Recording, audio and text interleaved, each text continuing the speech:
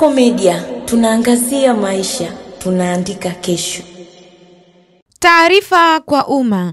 Uongozi wa klabu ya Simba umefikia makubaliano ya pande zote mbili na kusitisha mkataba na meneja mkuu Dimitar Pantev pamoja na wasaidizi wake wawili. Kwa sasa kikosi kitabaki chini ya kocha Suleiman Matola wakati mchakato wa kutafuta kocha mwingine unaendelea.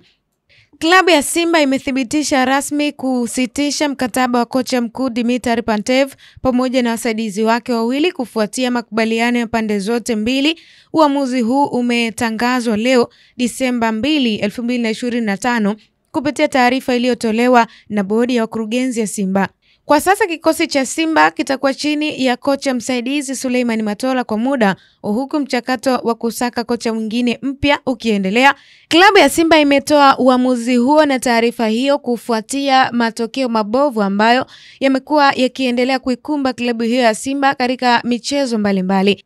Ikumbuka kuwa meneja Pantev amesimamia michezo michache tangu kujiunga na klabu hiyo ya Simba, akiwa amesimamia michezo 5 ya ligi ya mabingwa barani Afrika, lakini pia mchezo mmoja wa ligi ambao aliweza kupata ushindi katika michezo mmoja wa ligi. Katika michezo ya ligi ya mabingwa aliweza kupoteza hatua ya makundi michezo miwili, mmoja wa nyumbani na mmoja wa ugenini. Hivyo kufuatia matokeo hayo, uamuzi wa Simba umechukua maamuzi hayo ya kuachana na kocha huo kwa makubaliano ya pande zote mbili.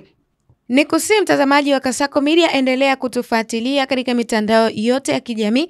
Andika Kasako Media, ufollow na uweze kupata taarifa mbalimbali za kimichezo na burudani. Kasako Media, tunaangazia maisha, tunaandika kesho.